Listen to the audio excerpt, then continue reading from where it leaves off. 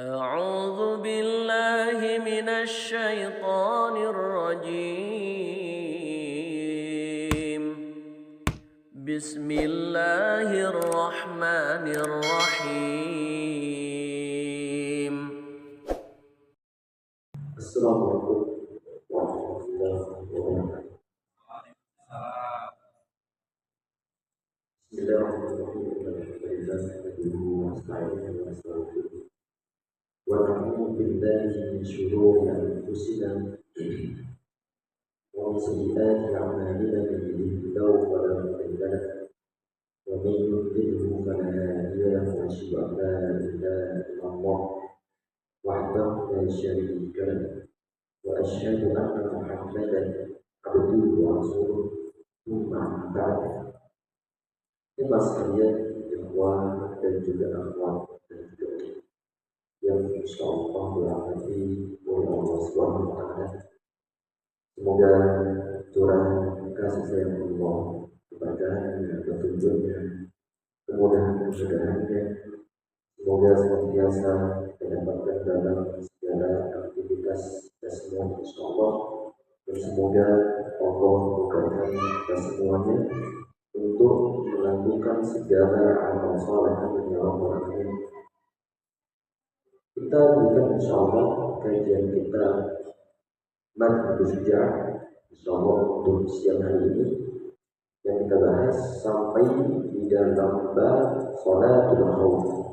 Bab sholat khauf ataupun sholat yang dikerjakan oleh orang Islam di saat mereka menghadapi suatu masa-masa genting, kekhawatiran, ketakutan. Sehingga dalam syariat agama Islam ada syariat yang berupa sholatul khauf. Pada umumnya ini terjadi di saat masa-masa perang. Dalam sejarah Islam bahwa sholatul khauf pertama kali, sebelum kita bacakan kitabnya, ini sesuatu mukadimah saja, bahwa pertama kali sholat khauf diadakan Nabi Muhammad SAW di saat peperangan Dzul Qa'dah di tahun 4 Hijriah. Di tahun 4 Hijriah, beliau pertama kali mengadakan sholat khauf tersebut.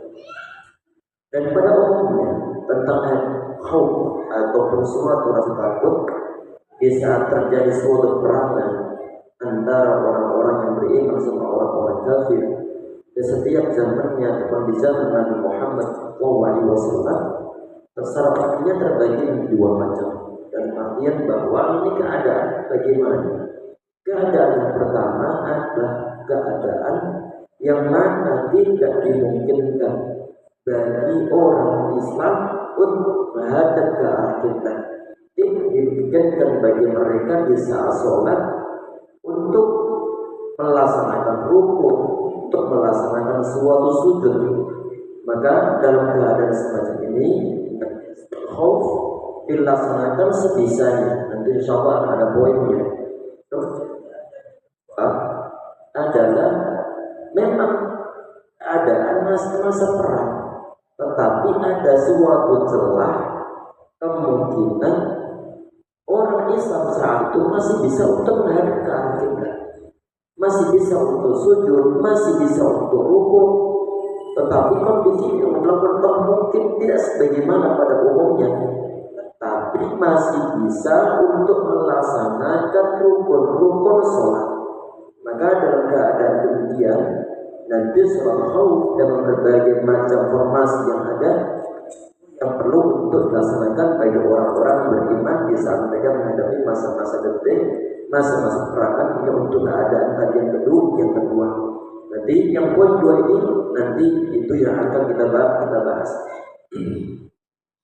Baik, kita perhatikan di sini. Dibahas pula oleh para ulama, apakah sholat khauf ini hanya terjadi, hanya disyariatkan di zaman Nabi Muhammad SAW, ataukah zaman-zaman setelah beliau sampai hari kiamat? Semua ulama mazhab 4 ataupun rata-rata ulama mengatakan bahwa sholat khauf disyariatkan sampai nanti hari kiamat. Sehingga di saat misalnya terjadi suatu masa perangan di zaman kapanpun itu, di masa apapun itu, di saat terjadi suatu perangan antara orang-orang yang beriman sama orang-orang kafir, kemudian datang waktu sholat atau misalnya waktu sholat sudah mau habis, maka surat Khauf berlaku saat itu. Masuk misalnya di zaman nanti menjelang akhir zaman, maka surat Khauf pun berlaku. Kita langsung bacakan tadi sekedar pendahuluan yang berkaitan dengan masalah surat Khauf. Di sini Bismillahirrahmanirrahim. Qala musannif rahimahullah wa nafa'ana bihi wa bi'ulumihi wa bi'ulumi sayyidil shalihin fid darain. Faslun.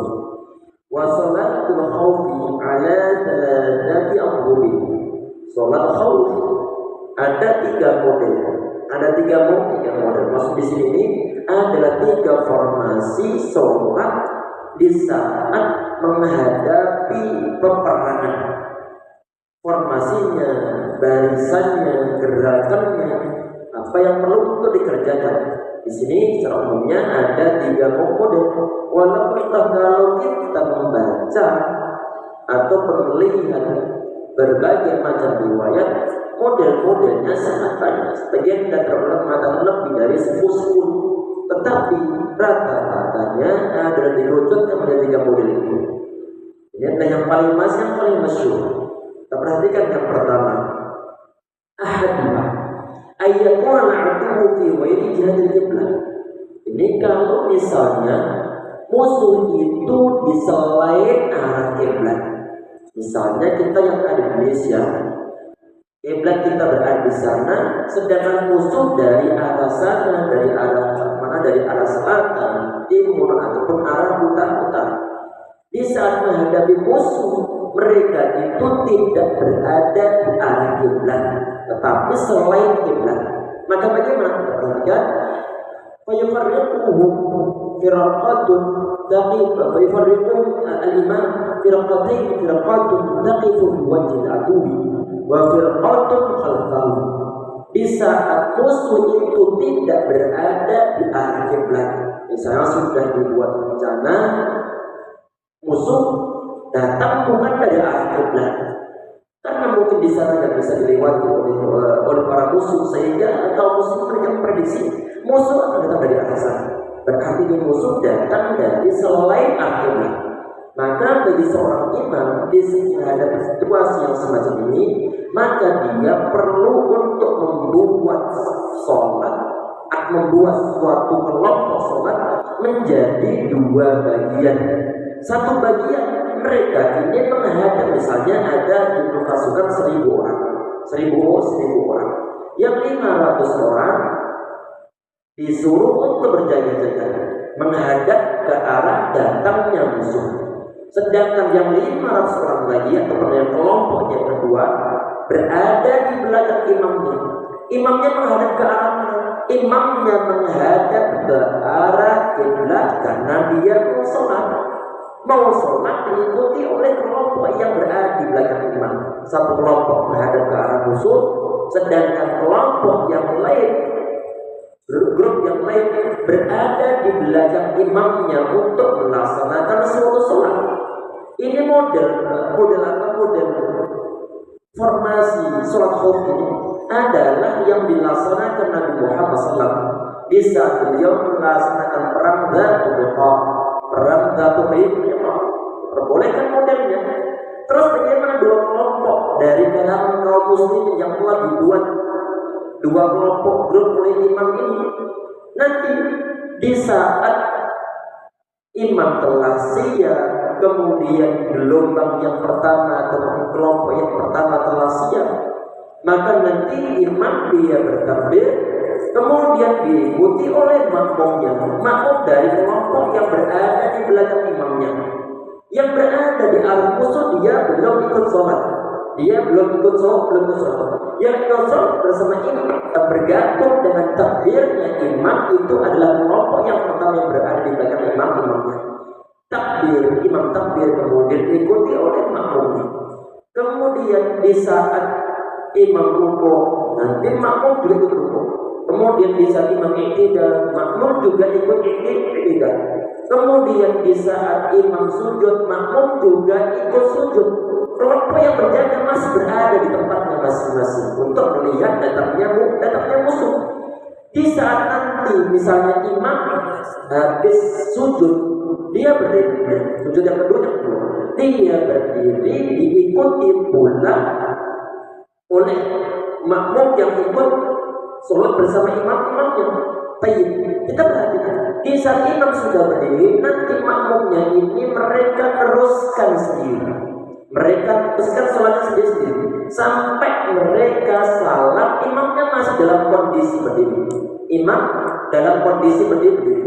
Setelah kelompok tadi ini, kelompok yang pertama yang sebelumnya bergabung bersama imamnya, setelah rakaat yang kedua, imam menunggu masih berdiri, sedangkan jamaahnya meneruskan sholatnya sampai selesai. Setelah mereka selesai, setelah mereka salam, mereka langsung ke tempat berjaga. Terus yang kelompok yang sebelum berjaga bagaimana? Mereka gantian berada di belakang imamnya. Mereka berada di belakang imamnya. Setelah nanti mereka ikut sholat, berada di belakang imamnya. Ini yang kelompok yang kedua. Tadi sebelumnya mereka berjaga. Sedangkan tadi yang kelompok pertama mereka gantian berjaga. Imamnya masih dalam kondisi berdiri menunggu kelompok yang kedua tadi. Setelah mereka bergabung, setelah baca Al-Fatihah misalnya, kemudian imam rukuk, mereka rukuk pula. Imam i'tidal, mereka i'tidal pula. Imam sujud sampai 2 kali, maka nanti mereka sujud sebanyak 2 kali. Setelah itu imam duduk. Sedangkan jamaah yang kedua ini mereka tidak duduk tetapi adalah berdiri. Sampai kapan ini? Setelah mereka berdiri teruskan sendiri. Setelah selesai teruskan semuanya sampai misalnya mereka sujud, kemudian tasyahud, imam dia belum baca salam, nunggu kelompok ini untuk selesai. Sehingga setelah dalam keadaan mereka para jamaah yang kedua ini mereka telah menyelesaikan tasyahudnya, baru kemudian imam salam diikuti oleh jamaahnya. Ini adalah formasi yang pertama yang dipraktekkan Nabi Muhammad SAW di saat beliau pernah melakukan dengan para sahabat saat itu. Ini disampaikan oleh para ulama bahwa masing-masing kelompok, baik kelompok yang pertama ataupun kelompok yang kedua, mereka mendapatkan fadilah masing-masing. Yang berupa apa? Yang pertama, fadilah untuk kelompok yang pertama, fadilah takbir bersama imam ataupun menjumpai takbir Abdul Ihram bersama imam. Sedangkan kelompok yang kedua, mereka mendapatkan suatu fadilah salam dari imamnya. Sehingga masing-masing mereka mendapat suatu fadilah. Kita baca kitab tadi sudah terangkan. Fayarfaqul imam firqataini firqatun fi wajh adubi. Satu kelompok tadi imam membagi 2 kelompok. Satu kelompok menghadap ke arah datangnya musuh. Wa firqatun khalfah, sedangkan kelompok yang lainnya berada di belakang imam. Fayusalli bil firqatin allati khalfah. Imam ini dia sholat bersama dengan kelompok yang berada di belakangnya cuma 1 rakaat saja. Karena nanti pada umumnya sholat al-khawf itu adalah 2 rakaat. Jadi pada umum sebagian tidak adalah 1 rakaat. Pada umumnya adalah 2 rakaat. Tadi ini imam dia sholat bersama kelompok yang berada di belakangnya 1 rakaat. Thumma binafsiyah wa qaddi ila wajhin adwi. Kemudian kelompok ini, maksudnya ini diterangkan oleh para ulama dan juga yang terdapat dalam hadis yang sahih, bahwa saat imamnya dia telah berdiri untuk rakaat yang kedua, maka kelompok yang pertama ini dia teruskan sholatnya sendiri, imam masih berdiri, sedang kelompok dia teruskan sholatnya sendiri sampai biasa salam. Setelah salam baru kemudian dia menuju ke arah musuh. Wa ta'ifatu ukhra yusalli biha rak'ah. Kemudian setelah kelompok pertama selesai salat, langsung menuju ke tempat berjaga menghadap ke arah musuh. Sedangkan yang kelompok yang sebelum berjaga, mereka gantian sholat berada di belakang imamnya.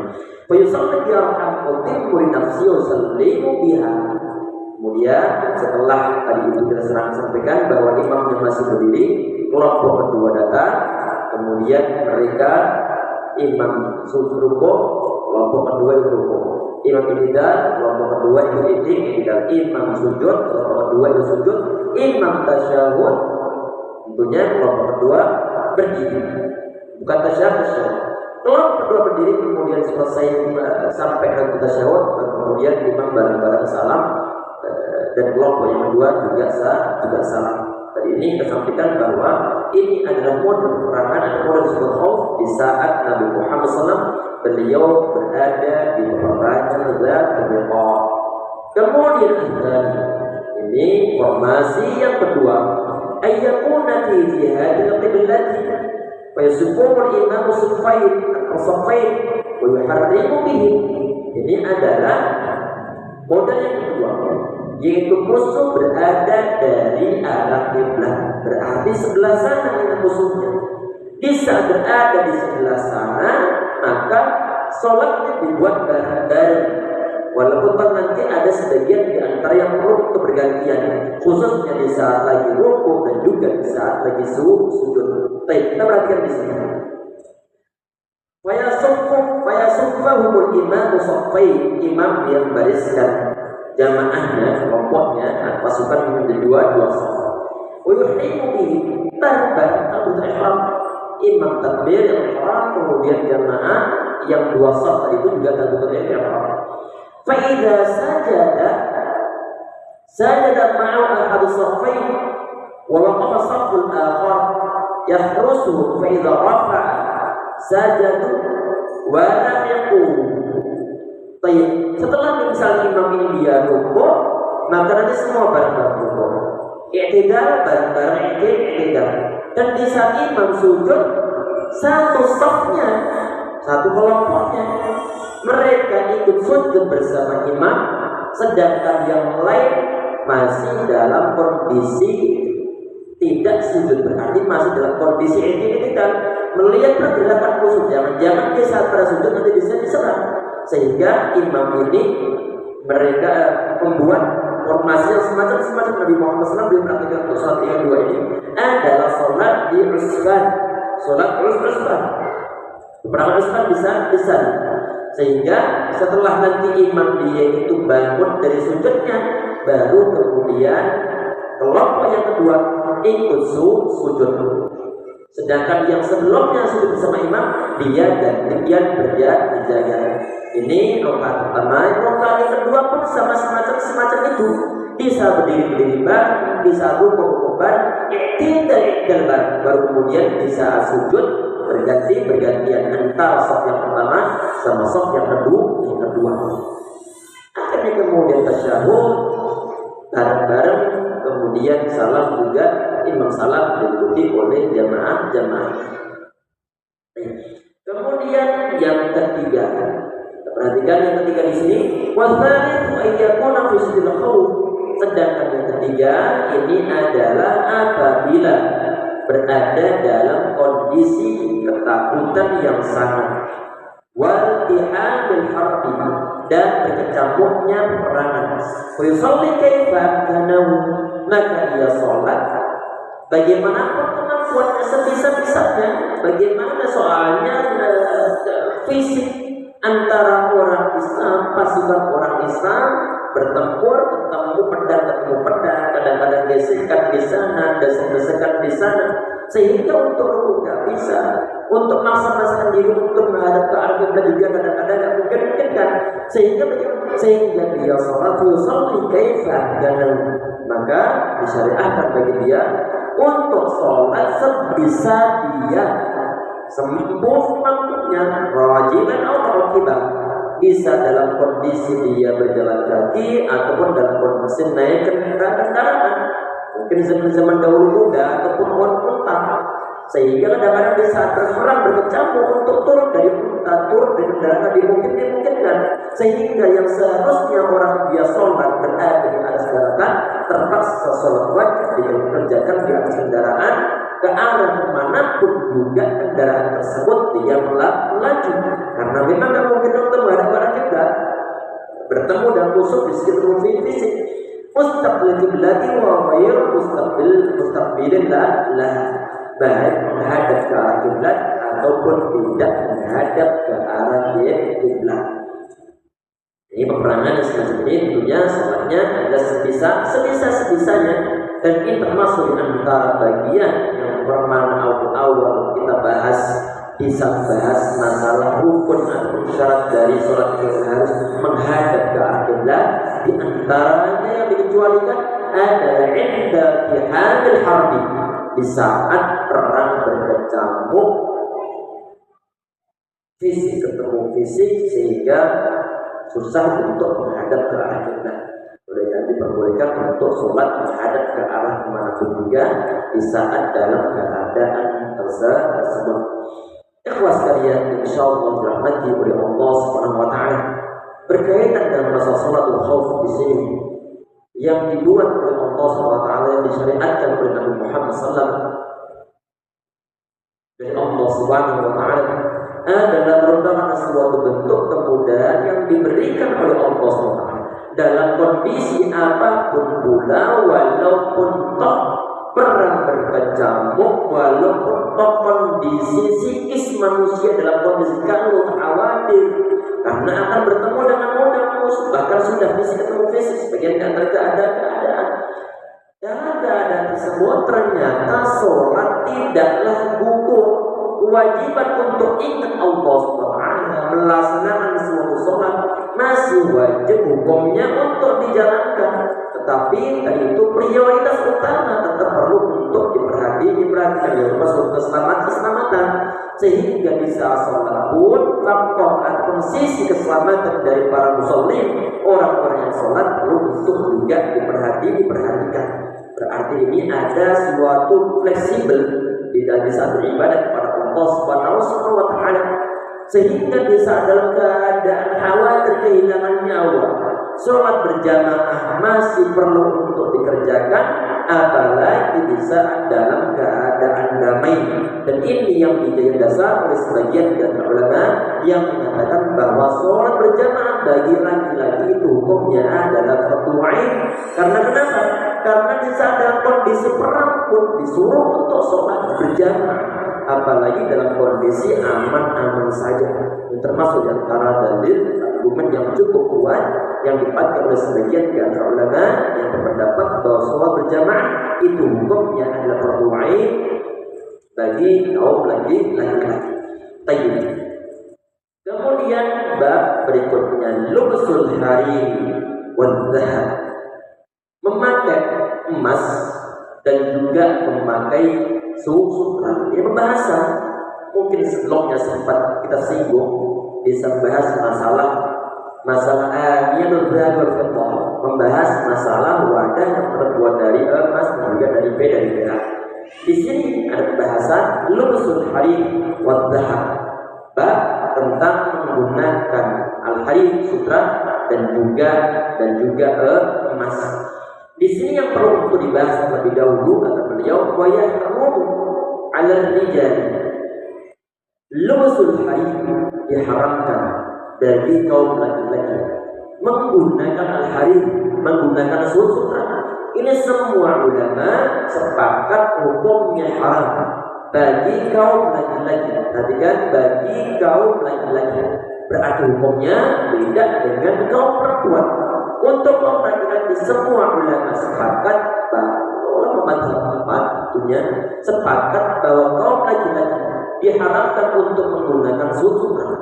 Di sana di Muhammad sallallahu alaihi wasallam, di sebuah hadis yang sahih dari Abu Dawud rahimahullah, disahihkan oleh Syalbani rahimahullah, Nabi Muhammad SAW beliau saat itu mendapatkan kiriman atau suatu hadiah. Satunya adalah hadiah kain sutra, yang lain lagi adalah emas. Yang kain sutra beliau pegang di sebelah kanan beliau, sedangkan emasnya beliau pegang di sebelah kiri beliau. Kemudian beliau mengatakan, inna hadaini haramun ala dukuri ummati. Sesungguhnya dua hal ini, yaitu emas dan juga sutra, adalah haram atas kaum laki-laki dari kalangan umatku. Berarti sutra dan juga emas yang akan dipakai oleh kaum laki-laki itu hukumnya adalah haram. Perhatikan, yang dipakai bukan yang dijual.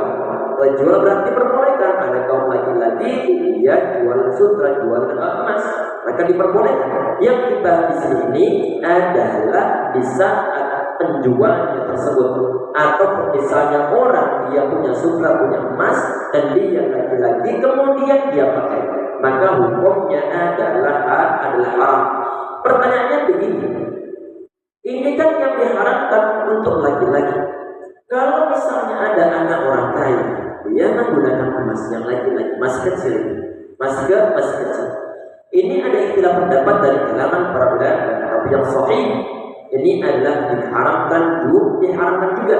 Karena kenapa? Di antara ulama kita menurut dalil bahwa di saat Nabi Muhammad SAW beliau inna hadaini haramun ala dzukuri ummati.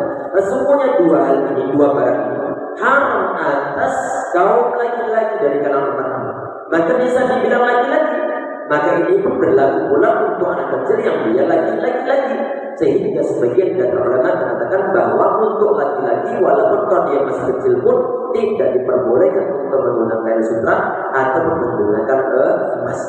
Sehingga perlu untuk diperhatikan dalam masalah ini. Sekali apapun pula perlu untuk perhatikan aturan-aturan yang ada dalam syariat. Karena khawatir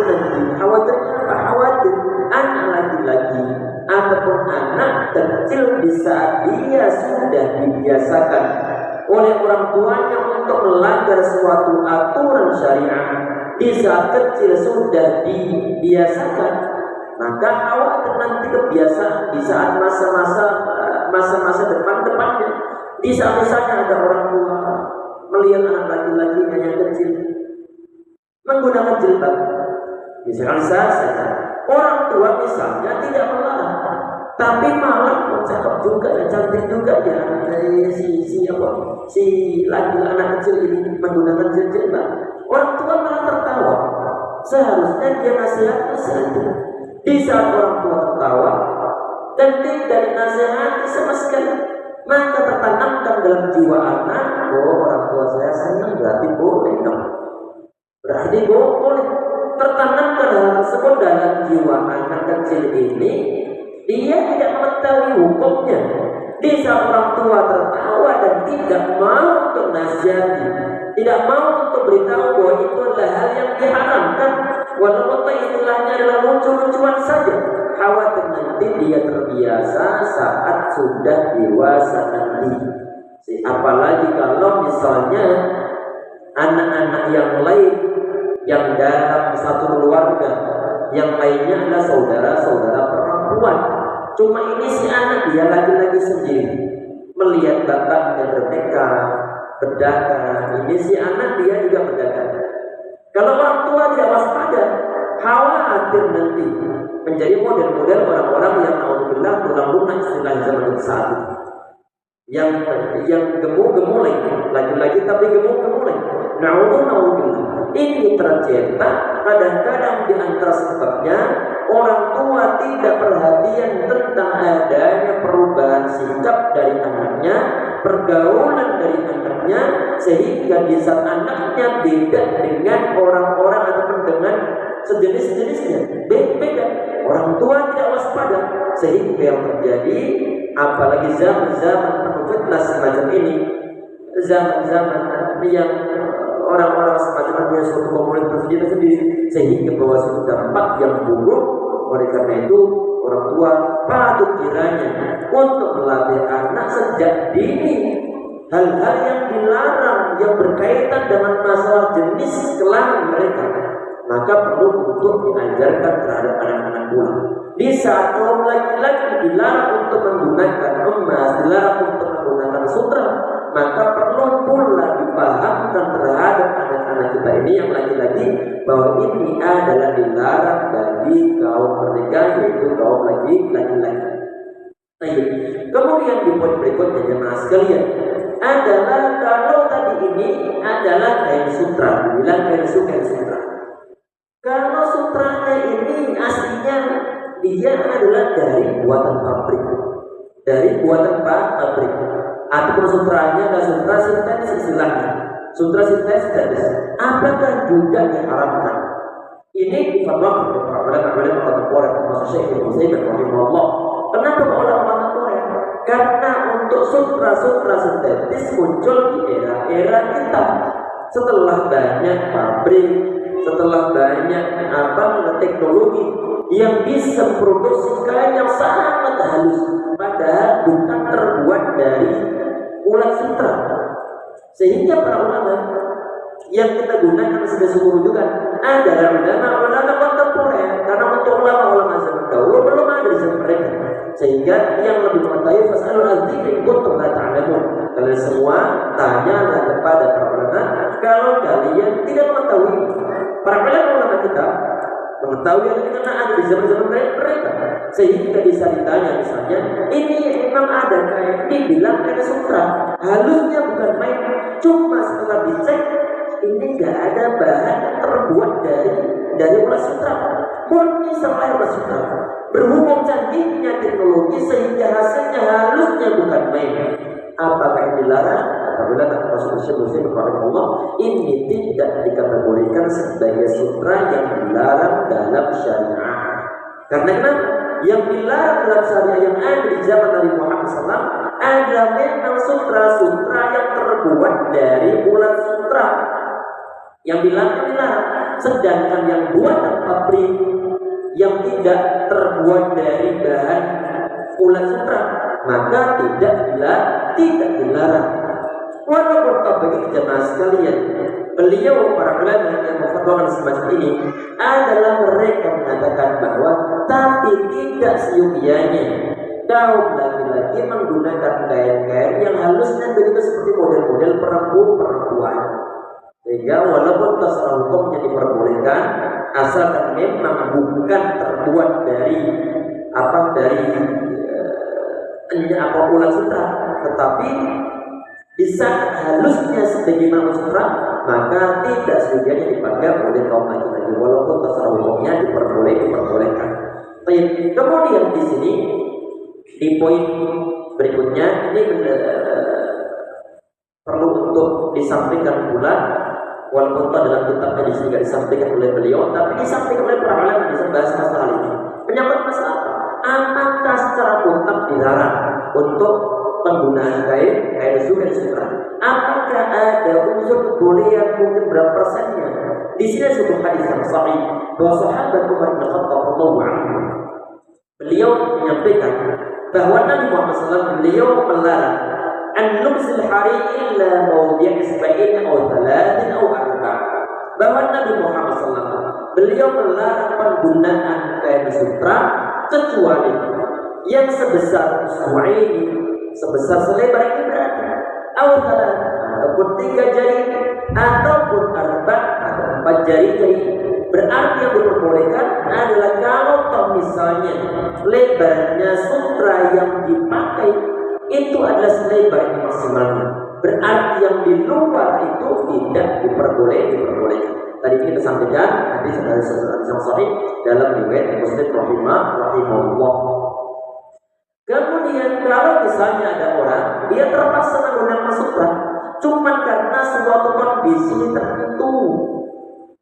Kalau zaman dahulu di zaman Nabi Muhammad SAW, hadis yang sahih, ada sebagian di antara sahabat yang diizinkan Nabi Muhammad SAW untuk menggunakan sutra karena faktor ini sahabat, yaitu sahabat Abdurrahman bin Auf radhiyallahu anhu. Beliau memiliki suatu penyakit kulit. Penyakit kulit tersebut tidak sembuh kecuali orang yang sakit menjadi sahabat Abdurrahman bin Auf menggunakan baju ataupun kain yang terbuat dari sutra. Berarti sudah mujarab saat itu. Mujarab artinya Anda sudah terbukti zaman saat itu untuk meringankan gatalnya, penyakit kulitnya, bisa meringankan atau sembuh bisa menggunakan kain sutra. Sehingga Nabi Muhammad SAW beliau perbolehkan satu. Alasnya apa? Karena dalam keadaan darurat untuk berobat. Dan biasanya para ulama di samping bahas masa istilah darurat, di saat menghadapi suatu hal kemudian darurat, maka tubihul mahmurat suatu keadaan darurat itu perbolehkan untuk melaksanakan suatu hal yang dilarang. Sutra tidak diperbolehkan untuk dipakai di saat dalam keadaan biasa, tetapi di saat dalam keadaan darurat maka diperbolehkan untuk dipakai. Terusnya karena ini penyakit tidak sembuh kecuali menggunakan baju yang terbuat dari sutra. Dan biasanya para ulama mereka mengatakan bahwa di saat ada orang dalam keadaan darurat, bisa dibilang darurat kalau memang tidak ada alternatif yang lain. Di zaman Nabi Muhammad SAW kemungkinan besar tidak ada obat yang lain yang bisa untuk meringankan ini penyakit kulit. Sehingga kemudian Nabi Muhammad beliau memperbolehkan untuk menggunakan kain sutra saat karena memang tidak ada alternatif yang lain yang lainnya. Sehingga kalau misalnya ada orang dia punya penyakit kulit di zaman saat ini, kemudian kebetulan dia orang kaya menggunakan kain sutra biar nanti tidak gagal, misalkan saja, maka ini secara ini nggak berlaku di zaman saat ini. Karena kenapa? Karena alternatif obat kulit banyaknya bukan main di zaman saat ini. Berbagai macam obat kulit ada. Sehingga bagaimana? Sehingga untuk beralih langsung ke sutra ini tidak mungkin. Karena kenapa? Banyak alternatif yang lainnya. Tetapi secara hukumnya kalau memang benar-benar semua jenis obat penyakit kulit telah dipakai di zaman saat ini, kemudian tidak ada yang mempan. Misalkan saja kebetulan dia orang kaya, akhirnya kemudian mengetahui yang di sini, siapa tahu ini kain sutra bisa. Akhirnya kemudian dia beli kain sutra, dibuat untuk pakaian, kemudian dia pakai. Sembuh. Kalau seandainya begitu, maka bisa menggunakan hadis. Tetapi kalau belum mencoba dari berbagai macam obat kulit yang ada, maka tidak diperbolehkan. Karena kenapa? Karena dia di zaman saatnya belum level darurat. Kemudian di poin berikutnya, di sini dibahas buat tafattuq bid'ah dan juga tadi dilarang bagi kaum laki-laki menggunakan kain sutra, diharam, dan juga menggunakan cincin yang terbuat dari emas juga diharamkan. Di sini bukan sekedar cincin aslinya, hanya disebutkan sebagai contoh saja. Tetapi secara umumnya di saat kaum laki-laki dia menggunakan emas, baik dipakai untuk cincin, dipakai sebagai kalung, dipakai sebagai pulpen, maka tidak diperbolehkan. Hukumnya adalah diharamkan.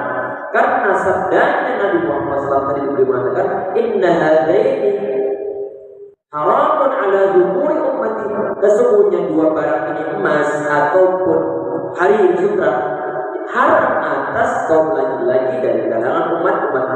Sehingga kalau misalnya ada orang kaya dia menggunakan kalung emas, maka tidak diperbolehkan. Di satu sisi ini menyerupai kaum perempuan, di sisi yang lain ternyata bahannya terbuat dari bahan yang diharamkan, maka tidak diperbolehkan untuk dipakai. Wa yahillu lin-nisa, halal hukumnya bagi kaum perempuan. Kaum perempuan boleh untuk menggunakan emas, menggunakan perak juga diperbolehkan. Tetapi dari ini yang sampai lupa adalah dijadikan sebagai suatu perhiasan.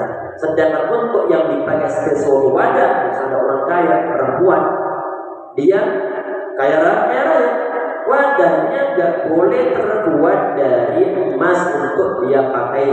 Tapi untuk perhiasan, cincin, kemudian antingnya, kalungnya, atau mungkin gelang kakinya diperbolehkan. Tadi yang saya lupa untuk membahas masalah wadah, mungkin piring, mungkin gelas, mungkin sendok, itu gak boleh dipakai laki-laki perempuan yang terbuat dari emas ini.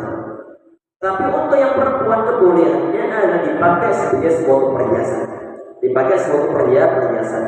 Tapi untuk dipakai sebagai wadah, yang pernah kita bahas sebelumnya, tidak diperbolehkan pula untuk laki-laki sama perempuan. Tapi kalau sekedar untuk perhiasan, maka diperbolehkan. Maksud prinsipnya adalah untuk dipakai, untuk dipakai di tubuhnya. Kemudian wa qalilud dhahab wa kathiruh,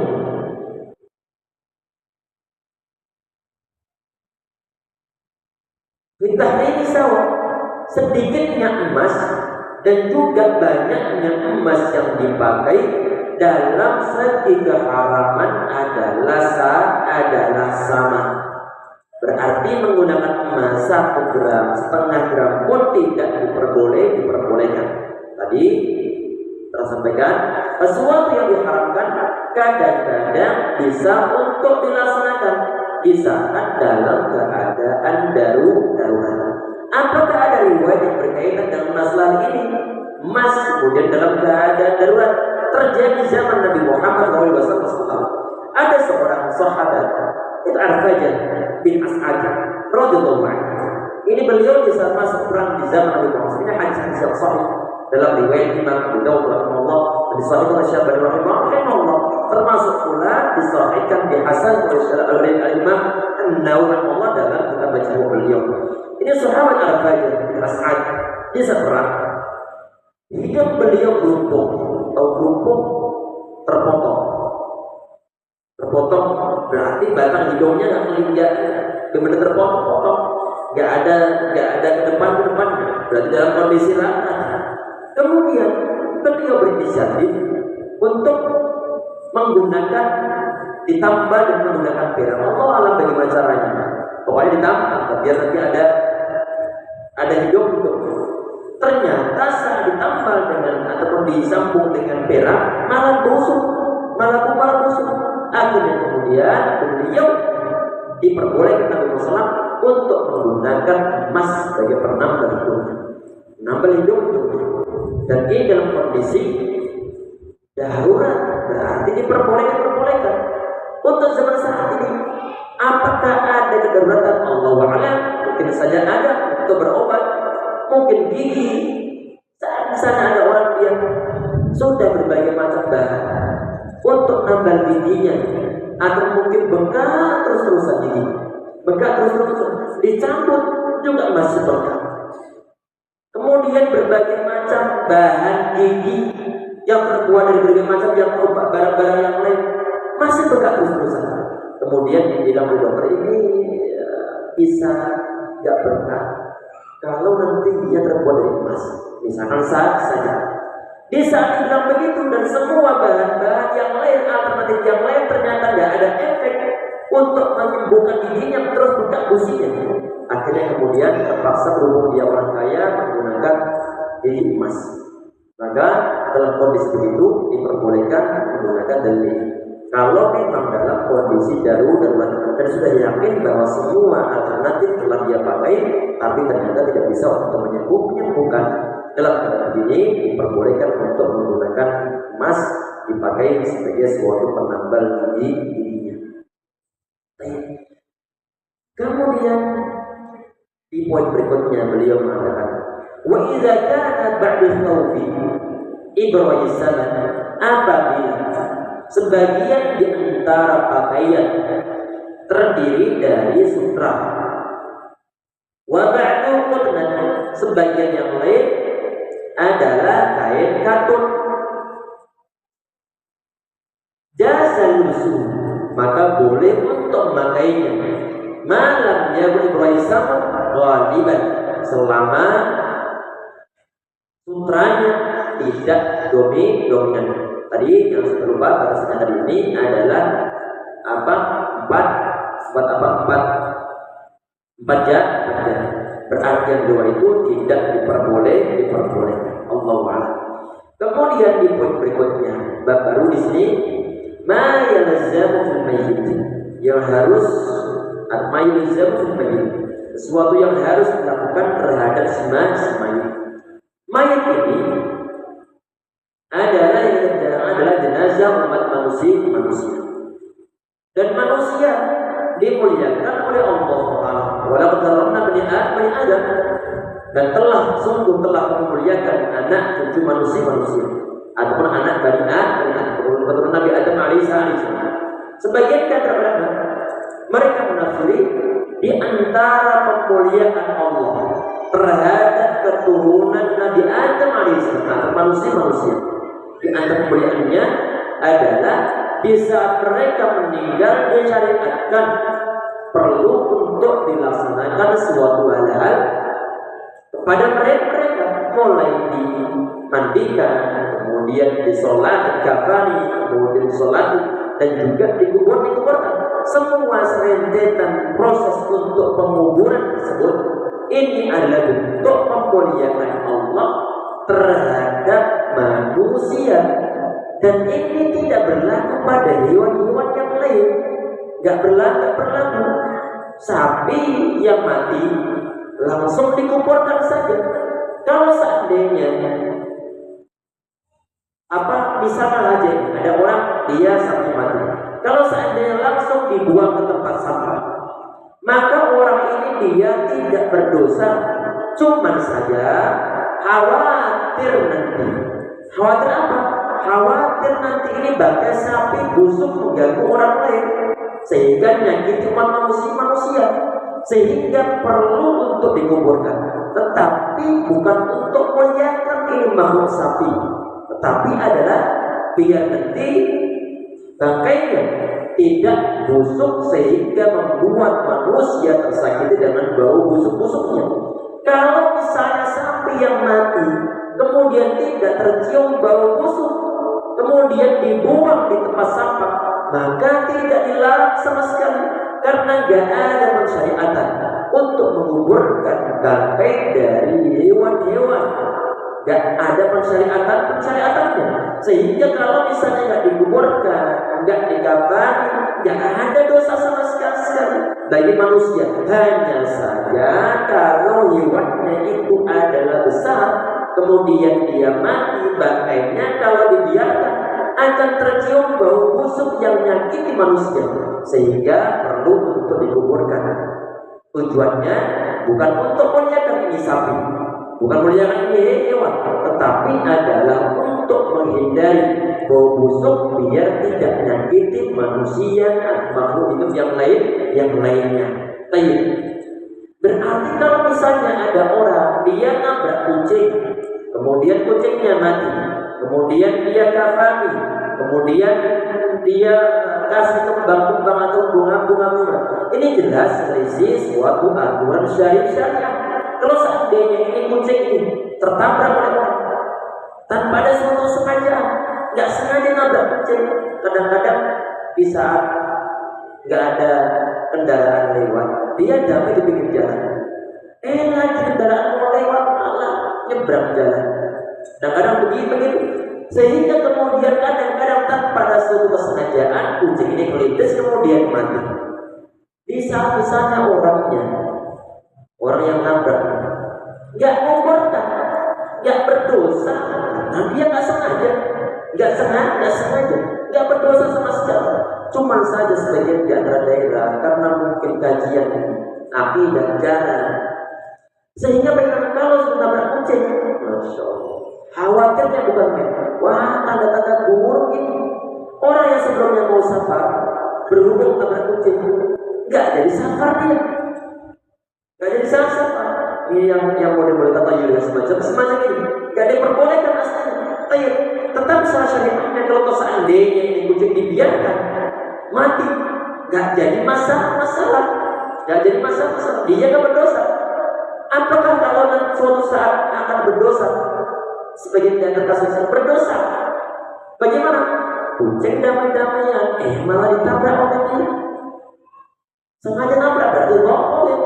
Berarti ini orang berdosa. Itu lain-lain. Yang kita bicarakan di sini adalah kalau seandainya ada orang dia nabrak hewan, kemudian mati hewannya, kalau nggak dikuburkan pun nggak jadi masalah, karena tidak ada syariat yang berkaitan dengan menguburkan hewan, kecuali mungkin karena faktor khawatir nanti bau busuknya mengganggu manusia yang lainnya. Oleh karena itu, kalau ada hewan mati dikuburkan, tetapi untuk syariat itu tidak ada. Syariat untuk menguburkan yang berkaitan dengan hewan tidak ada. Ini berlaku untuk manusia, sehingga dalam syariat Islam bahwa di saat ada manusia yang meninggal, maka perlu ada suatu serentetan hal-hal yang perlu untuk dilakukan, dan ini adalah bentuk kemuliaan Allah terhadap walaqad karamna bani Adam, terhadap manusia. Kita perhatikan di sini. Wa yalzamu fil mayyit arba'atu asya. Diwajibkan, diharuskan, diberlakukan terhadap mayit empat hal. Wustuhu, yang pertama adalah mandikan. Mandikan. 4 hal nanti ya ikhwas sekalian. Dari poin pertama sampai nanti menguburkan. Semua hukumnya adalah fardu kifayah. Semua hukumnya adalah fardu kifayah.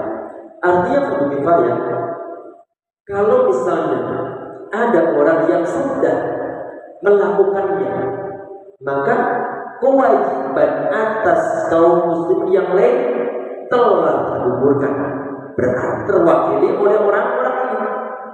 Sebaliknya, kalau tidak ada satupun orang yang mau untuk melaksanakan memandikan, mendafani, mensolati, menguburkan, maka semua kaum muslimin yang mengetahui bahwa di situ ada orang meninggal, kaum orang Islam pula, kemudian tidak ada yang mau untuk mensolati sama sekali, maka semua kaum muslimin mereka berdosa. Ini adalah konsekuensi hukum yang disebut dengan fardu kifayah. Beda dengan fardu ain, semua dari mulai sholat di waktu hukumnya adalah fardu ain. Artinya kalau fardu ain, maka setiap individu yang telah memenuhi syarat sahnya, yang telah memenuhi syarat wajibnya, maka wajib bagi dia untuk sholat dan tidak bisa untuk diwakili. Sehingga tidak ada suatu alasan, misalnya ada orang bilang, "Mas, kenapa tidak sholat?" Kemudian dia bilang, "Orang tua anda sudah mewakilinya." Ya ada. Karena kenapa?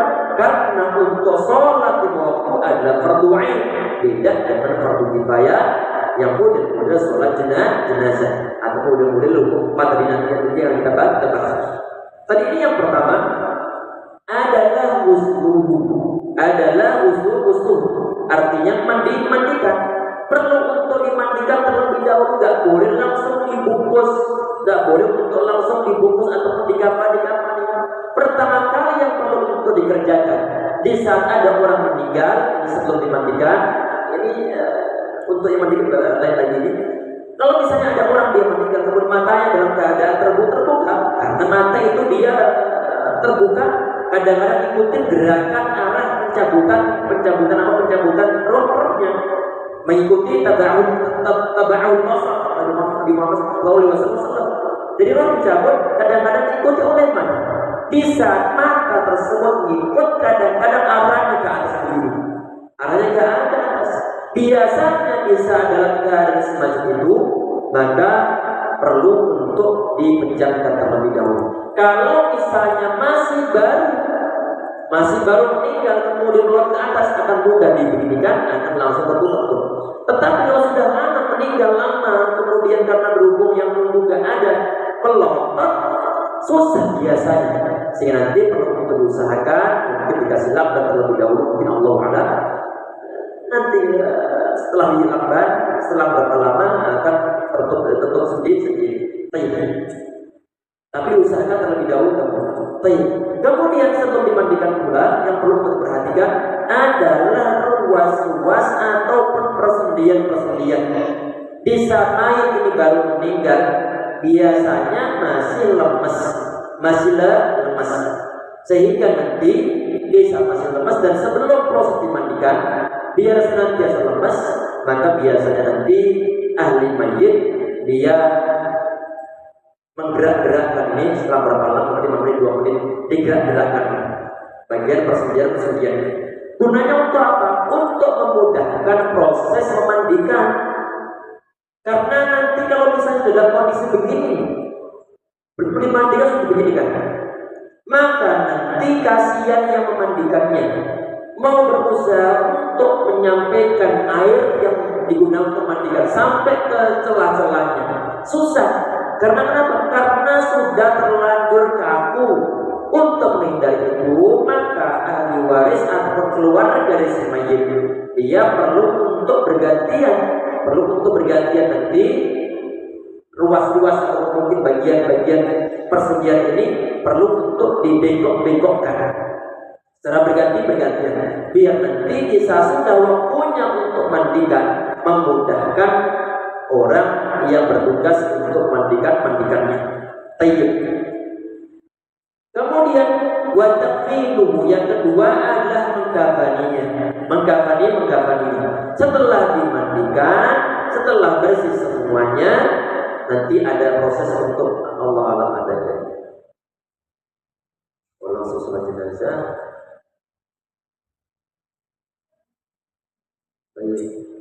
Kalau nanti mungkin kan pertemuan berikutnya praktek mandikan atau mungkin simulasi saja pekan depan pertemuan berikutnya, sekarang kita bahas teori dulu. Baik, insyaallah. Tadi sudah tadi. Wa takfinu Nabi Muhammad SAW di saat beliau ini di antara dalil yang digunakan oleh para ulama tentang adanya suatu syariah yang berupa mandikan dan juga mengkafani jenazah. Itu adalah di saat Nabi Muhammad SAW beliau wukuf di Arafah. Kemudian ada salah seorang di antara sahabat terjatuh ataupun terlempar dari atas kendaraannya, mungkin lagi bedal hewan-hewan yang mungkin bedal, mungkin meronta, mungkin menyindahi kamu. Orang yang berada di atasnya terlempar, patah lehernya. Ini zaman Nabi Muhammad SAW hadis yang sahih. Kemudian meninggal. Nabi Muhammad beliau perintah para sahabat ilsilu bima'in wasidr wa kafinu fi thawbain. Sebagian tidak teriwayat fi thawbain. Nabi Muhammad mengatakan ilsilu bima'in wasidr. Kalian mandikanlah dia menggunakan air sidr atau menggunakan air dan juga campuran dengan daun sidr, daun bidara. Wa kafinu, dan kalian kafanilah dia dengan menggunakan kafain. Sebagian dari riwayat menggunakan apa? Fithabain, menggunakan dua bajunya, maksudnya adalah baju ihramnya. Ini yang dijadi dasar sebagian ulama tentang syariatan adanya memandikan jenazah dan juga mengkafaninya. Sebagian di antara riwayat Nabi Muhammad SAW di saat sebagian di antara sahabat memandikan anak atau putri Nabi Muhammad SAW yang bernama Zainab, Nabi Muhammad SAW beliau memerintahkan kaum perempuan yang memandikan putri beliau ighsilniha bima'in wasidr atau kama qala alaihi salatu wassalam, kalian mandikanlah si anak perempuan. Berarti disuruh untuk mandikan, dan ini adalah proses bentuk pemuliaan umat manusia dari Allah SWT. Di saat dia meninggal bukan langsung dilempar saja, tapi ada dimandikan terlebih dahulu, baru kemudian dikafani. Kemudian yang ketiga adalah as-salatu alaihi, adalah mensolatinya. Apakah semua jenazah dia perlu untuk disolati? Perlu untuk disolati. Sebagian di antara jenazah tidak perlu untuk disolati. Ini jenazah yang bagaimana modelnya? Jenazah orang yang mati syahid melawan ataupun bertempur melawan orang-orang kafir di medan pertempuran, maka tidak disolati. Dan Nabi Muhammad SAW beliau tidak mensolati para syuhada Uhud, orang-orang yang disyahid dalam perangan Uhud. Itu yang dijadikan dasar di saat ada orang meninggal dalam suatu perangan melawan orang kafir, maka tidak disolati. Kemudian yang poin berikutnya adalah wadafun, adalah menguburkan. Jadi 4 hal ini mulai dari memandikan, kemudian kapan bersolati, dan juga menguburkan. Ini semuanya adalah fardu kifayah. Artinya kalau misalnya cuma orang saja yang melaksanakan, maka kewajiban yang lain tergugurkan.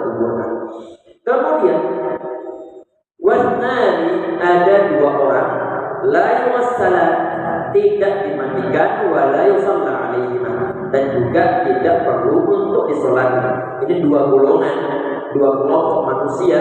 Di saat dia mandi tidak perlu untuk dimandikan dan juga tidak perlu untuk disolati. Yang pertama, tadi yang saya sampaikan, ada syahid fi ma'rakatil musyrikin, orang yang mati syahid dalam peperangan melawan orang-orang musyrik, maka mereka itu tidak disolati, dan itulah yang dilaksanakan Nabi Muhammad SAW di saat terjadi suatu pertempuran melawan orang-orang musyrik. Kemudian sebagian di antara kaum muslim satu ada yang meninggal manusia bersyahid, Nabi Muhammad SAW beliau tidak mensolatinya sebagaimana yang beliau laksanakan terhadap para asyhada. Kemudian juga mereka ini tidak dimandikan, berarti mereka dikuburkan dengan menggunakan pakaian yang mereka pakai itu. Berarti darahnya mereka masih berlimpah darah, dan sebagian di antara riwayat bahwa darah orang-orang tersebut nanti di hari kiamat akan tercium miskan, akan tercium bau misik. Ini tidak diharuskan tercium dunia, walaupun toh tidak ada suatu kemustahilan di saat ada orang syuhada meninggal kemudian tercium bau wangi padahal tidak ada parfum sama sekali. Mungkin semacam itu, tetapi tidak diharuskan begitu, karena yang menjadi suatu kenyataan nanti adalah di saat mereka meninggal dan mereka adalah orang-orang asyuhada, nanti pada hari kiamat akan tercium bau parfum misik nanti pada hari kiamat. Ini hadisnya hadis yang sahih dalam riwayat Muhammad rahimahullah dan disahih Allah dalam kitab Irwaullah. Hadisnya adalah hadis yang sahih tentang bau wanginya darah dari para syuhada nanti pada hari kiamat. Kemudian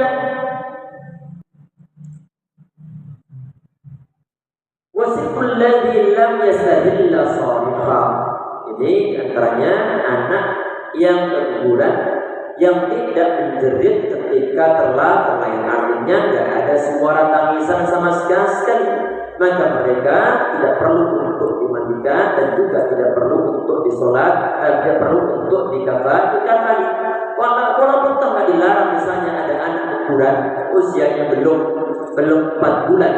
Berarti kalau belum 4 bulan biasanya belum terbentuk seperti jabang bayi, belum terbentuk manusia, masih berupa suatu gumpalan-gumpalan.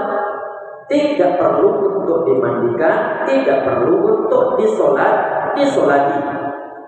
Kapan nanti perlu untuk dimandikan ataupun disolati? Idza stahalla sharif.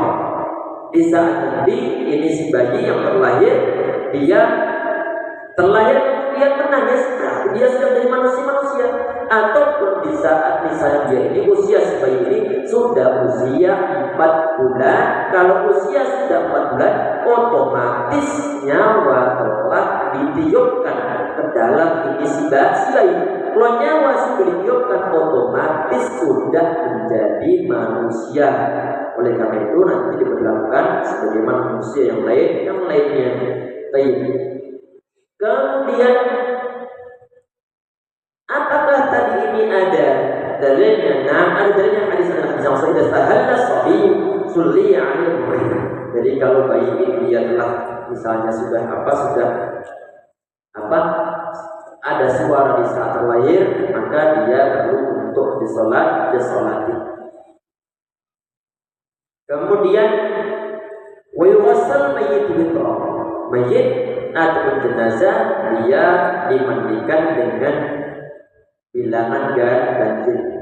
Bilangan ganjil di sini penghitungannya ataupun satu kali mandikan adalah setelah ada suatu keyakinan bahwa basuhan-basuhannya telah rata ke sekujur tubuhnya dan telah yakin bahwa telah bersih, maka itu adalah satu kali mandikan. Baru kemudian 2 kali, baru kemudian 3 kali. Diusahakan bilangan ganjil. Kalau yang ini 3 kali belum merasa sepertinya masih kotor ini, akhirnya kemudian perlu untuk sampai 5 kali. Kalau memang kalian merasa sepertinya belum maksimal, artinya perlu untuk menunjukkan sekali. Dan itulah yang dikatakan oleh Islam terhadap sebagian di antara sahabat di saat mereka mandikan putri atau jenazah dari putri Nabi Muhammad SAW yang bernama Zainab. Kata beliau, "Yasilniha thalatha atau khamsata atau akthar min dzalika in ra'aytunna dzalika." Mandikan sekali ataupun 5 kali ataupun lebih daripada 5 kali in ra'aytunna dzalika. Kalau kalian pertimbangkan bahwa itu memang perlu, kalau nggak perlu maka bilang ganjil 5 kali maka sudah sangat cukup. Dan Nabi Muhammad SAW beliau dulu untuk yang terakhir menggunakan kafur. Sedang di sini beliau mengatakan wa yakunu fi awli rusli sidrin. Jadi basuhan yang pertama adalah menggunakan campuran sidr, daun sidr atau daun bidara. Zaman saat ini alhamdulillah mudah untuk kita dapatkan. Allah alam di sini ada atau enggak, tapi biasanya sebagian di antara daerah sudah mudah untuk mendapatkan daun sidr yang ada durinya. Walaupun mungkin sidr di Indonesia sama sidr di Arab, daun bidaranya agak sedikit beda, khususnya lagi yang berkaitan dengan masalah buahnya. Ada sedikit berbeda, tapi pada umumnya adalah ada keserupaan. Ini daun sidr, diapakan ini? Tapi untuk saat ini mudahnya adalah daun sidr ini yang cuma daunnya saja, untuk durinya tidak kita ambil, daun diambil kemudian di blender, itu paling mudah. Kemudian diperas, kemudian bagian ampasnya dibuang, sisanya adalah tinggal sari-sarinya, kemudian dicampurkan ke dalam air, biar nanti kesat, biar nanti bersihkan secara benar-benar. Kalau seandainya sidr tidak ada, maka sebagian di antara komunitas perawatan ataupun terjun jenazah ataupun pemulasaran jenazah seperti model-model jenazah dan yang di Jawa Timur itu ada komunitasnya. Allah habis sudah ada cabangnya, belum? Sudah ada cabang di sini. Jenazah ada sendiri. Alhamdulillah. Biasanya yang komunitas jenazah ini mereka sudah menyiapkan gratis mereka. Ada jenazah meninggal bagi mereka gratis semuanya. Dan mereka kemudian jadi mereka sudah produksi sabun yang telah dicampur dengan daun sidr, Kalau seandainya ada sidr yang asli, maka sabun tersebut itu pun sangat cukup. Kalau seandainya sabun tersebut ada, maka bisa menggunakan alternatif yang lainnya, sabun yang lain. Kemudian dari syai'un kafur. Setelah selesai semua basuhan, maka nanti yang terakhir air ini perlu untuk dicampur dengan kafur yang berbarus yang berasal dari Tapanuli Utara. Pada pohon getahnya ini mengkristal dan kita cium bau seperti berkabut berbarus. Ini yang dicampurkan ke air tersebut digunakan untuk membasuh jenazah. Alhamdulillah mudah di saat ini untuk mendapatkan kafur berbarus. Itu dicampurkan nanti di bagian terakhirnya. Kemudian wayukafan fi salat. Sampai jam berapa ini sudah jam 2:30 lebih. Sampai detik terakhir ya. Detik terakhir. Kita tambah sampai terakhir insyaallah ini sampai lagi. Wayukafan fi salat aswa bi'id. Laisa fi qamis wala imamah. Perhatikan di sini, ini ada 3 lapisan. Lapisan pertama, lapisan kedua, lapisan ketiga. Ini untuk lapisan kain kafan. Nanti kalau di antara ada yang punya kain kafan untuk praktek jenazah, nanti berikutnya kita praktekkan insyaallah. Ya, perhatikan sekarang mengkampanyinya, menguburkan terus, mengkampani saja, insyaallah. Ada yang punya nanti, yang punya mungkin pinjam siapa gitu, insyaallah. Jadi 3 lapisan untuk mengkampani jenazah, enggak ada gamisnya, juga enggak ada imamahnya. Nanti dalam berbagai sistem yang kita pakai nanti insyaallah bisa digunakan untuk mengkampani jenazah tersebut. Alhamdulillah selesai insya Allah untuk sampai poin mengkafanil jenazah. Nanti di bab berikutnya kita bahas masalah mensolati jenazah insya Allah. Ini sudah berada di akhir dan biasanya di akhir kita buka tanya jawab, barangkali ada pertanyaan.